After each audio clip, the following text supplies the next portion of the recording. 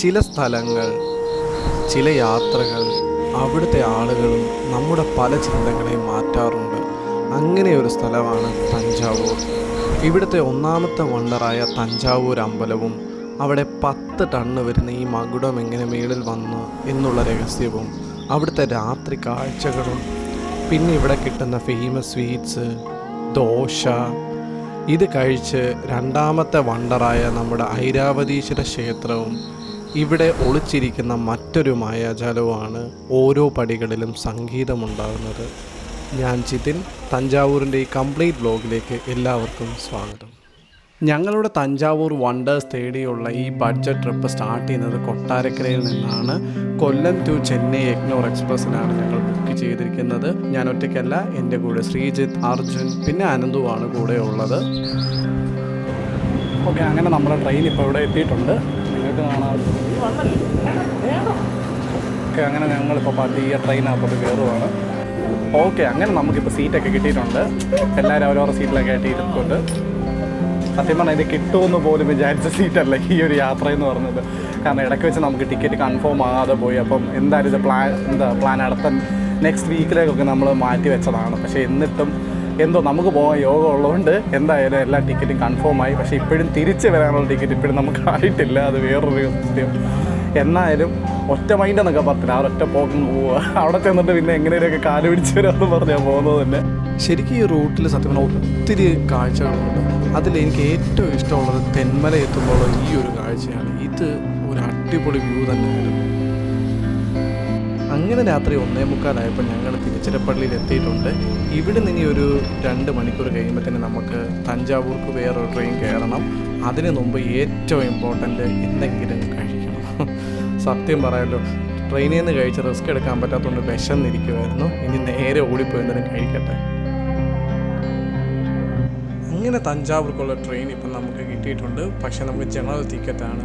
ഞങ്ങളൊരു മണ്ടത്തരം കാണിച്ച് എന്താണെന്ന് വെച്ച് കഴിഞ്ഞാൽ രാത്രിയിലുള്ള ട്രെയിൻ ആയതുകൊണ്ട് നമുക്ക് സീറ്റ് എല്ലാം കിട്ടുമെന്നൊരു പ്രതീക്ഷയിൽ നമ്മൾ ടിക്കറ്റ് ബുക്ക് ചെയ്ത് വെച്ചില്ല. അത് കാരണം ടിക്ക് പൈസ കൊടുത്താണ് ഇപ്പം നമ്മൾ സ്ലീപ്പറിൽ കയറി തഞ്ചാവൂർ എത്തിയിരിക്കുന്നത്.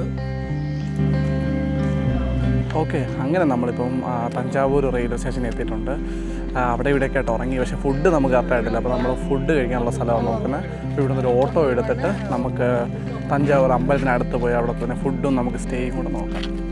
തഞ്ചാവൂരിൽ നമ്മൾ സ്റ്റേ ഒക്കെ ഒന്ന് ശരിയാക്കി, പക്ഷേ ഫുഡ് നമുക്ക് കിട്ടിയില്ല. ആദ്യം തന്നെ നമ്മൾ ഐരാവതീശ്വര ടെമ്പിളിൽ പോകുക. കാരണം നമുക്ക് തഞ്ചാവൂരിലെ ഗോൾഡൻ അവറും നൈറ്റ് വ്യൂ എല്ലാം കാണേണ്ടതുകൊണ്ട് നേരെ താരസൂരത്ത് ബസ്സിൽ കയറി നമ്മളിപ്പോൾ ഇവിടെ വന്ന് ഇറങ്ങിയിട്ടുണ്ട്.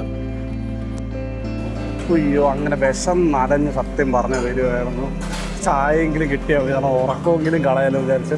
അപ്പോഴും സത്യം പറഞ്ഞ ഇതൊരു കട കണ്ട, ഒരു ചായക്കടയും ബജി അങ്ങനെയൊക്കെ ആയിട്ട് കിട്ടിയത്. അപ്പം തന്നെ നേരെ അവിടോട്ട് കയറി. കാരണം എല്ലാവർക്കും വിശന്നിട്ട് വയ്യ.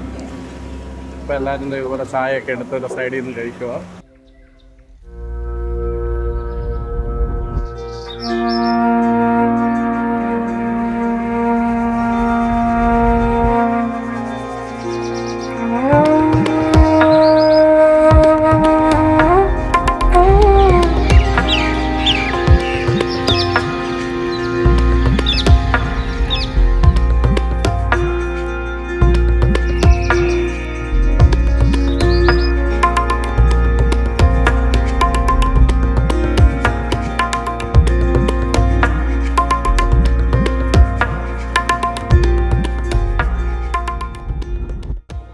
ശില്പകലയുടെ അത്ഭുതമായ ഐരാവതീശ്വര ക്ഷേത്രം. ഇത് പണി കഴിപ്പിച്ചത് ചോളൻ രണ്ടാമൻ്റെ കാലത്താണ്. ഇതിൻ്റെ ഏറ്റവും വലിയ ഹൈലൈറ്റ് എന്ന് പറയുന്നത് തന്നെ ഈ ഒരു രഥമാണ്. ഈ രഥത്തിൻ്റെ ഫേസാണ് ഇതിന് കൊടുത്തിരിക്കുന്നത് തന്നെ. അങ്ങനെയാണ് ഇതിന് ഐരാവതീശ്വര ക്ഷേത്രം എന്ന പേരും വന്നത്. ഒരു ശിവക്ഷേത്രം എന്നുപരി ഒരു കല അല്ലെങ്കിൽ ഒരു ശില്പിയുടെ ഏറ്റവും വലിയ വർക്ക് എന്ന് വേണം എനിക്കിതിനെ പറയാൻ. ഇതിന് വേറൊരു അത്ഭുതങ്ങളുണ്ട്. അതാണ് ഈ സ്റ്റെപ്പ്. ഇതിനകത്ത് ഓരോ സ്റ്റെപ്പ് വെക്കുമ്പോൾ ഓരോ മ്യൂസിക്കിലാണ് വരുന്നത്. എന്താണല്ലേ, ഒരു വല്ലാത്ത ഒരു കാലഘട്ടമാണ് നമ്മൾ കഴിഞ്ഞു വന്നതല്ലേ, നമ്മൾ കാണാതെ പോയത്. പക്ഷെ ആ ഒരു സംഗീതവും അവരുടെ കലകളും ഇന്നും എല്ലാവരും സംസാരിക്കുന്നു. ഇതൊരു അമ്പലത്തിന് ഉപരി ഒരു പീസ്ഫുൾ എൻവയോൺമെൻറ്റായിട്ട് എനിക്ക് കൂടുതലും തോന്നി. നമുക്ക് ശില്പകലകൾ എൻജോയ് ചെയ്യാനും പറ്റും, എന്നാൽ ഒരു സമാധാനത്തോടു കൂടി ഇരിക്കാനും പറ്റിയൊരു സ്ഥലമാണ് തഞ്ചാവൂർ ക്ഷേത്രം എന്ന് വെച്ച് കഴിഞ്ഞാൽ ഭയങ്കര ആളായിരിക്കും. ഇവിടെ എന്ന് വെച്ച് കഴിഞ്ഞാൽ നമുക്ക് ഇഷ്ടംപോലെ സ്ഥലമുണ്ട്, ഒരു പാർക്കും ഒക്കെ ചേർന്നാണ്. അപ്പോൾ നമുക്ക് വന്നിരുന്നൊരു സമാധാനത്തോടു കൂടി കുറച്ച് നേരമെങ്കിലും നമുക്ക് ഇരിക്കാൻ പറ്റും. ആ പാടക്കിടയിലുള്ള ശബ്ദവും അങ്ങനെയൊക്കെ മാത്രമേ ഇവിടെ ഉള്ളൂ. രാവിലെയൊക്കെയാണ് ഇവിടെ ആൾക്കാർ നടക്കാനും അങ്ങനെയൊക്കെയാണ് ഇവിടെ വരുന്നതും കൂടുതലും. സത്യം പറഞ്ഞാൽ ഇത് നല്ലൊരു സ്പോട്ടാണ്. നമുക്ക് വന്നിരുന്നത് എൻജോയ് ചെയ്യാനും സമാധാനത്തോടെ വെഡ്ഡിങ് വീഡിയോകളൊക്കെ എടുക്കാനും ഒക്കെ നല്ലതാണ്. അപ്പോൾ ഇനി നമുക്ക് നേരെ കഴിക്കാൻ പോവാം. അവിടുന്ന് വേണം നമുക്കിനി തഞ്ചാവൂർ ക്ഷേത്രത്തിൽ പോകാൻ. അങ്ങനെ ഞങ്ങൾ നേരെ വന്നത് ആര്യഭവനിലാണ്.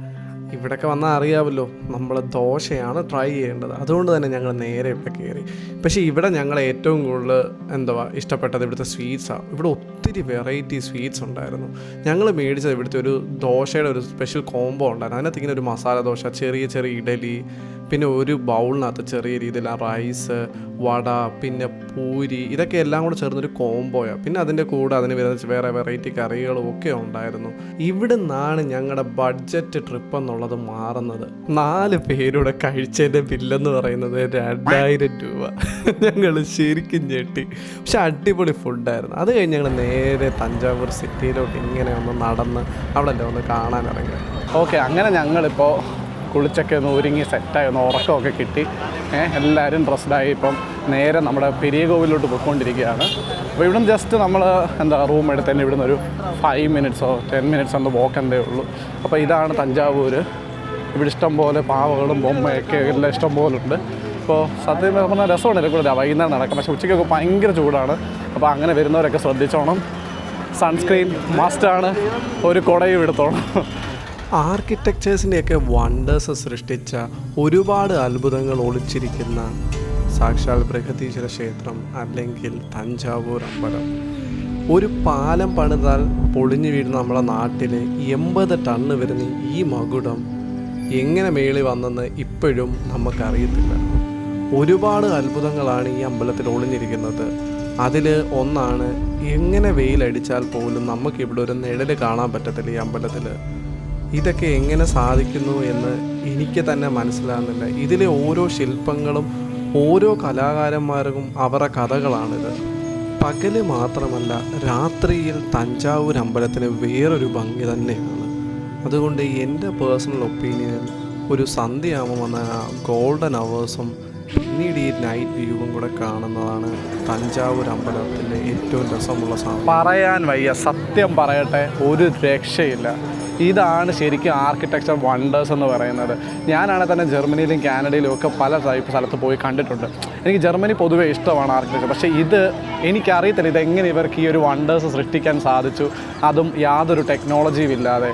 ഇത് ശരിക്കും നിങ്ങൾ വന്ന് കാണേണ്ടതാണ്. ഇതൊരു ക്യാമറയിലൂടെ എനിക്ക് നിങ്ങളെ എത്തിക്കാൻ ഒരിക്കലും പറ്റത്തില്ല എന്ന് ഞാൻ നേരിട്ട് വന്ന് കണ്ട് എനിക്ക് മനസ്സിലായൊരു കാര്യമാണ്.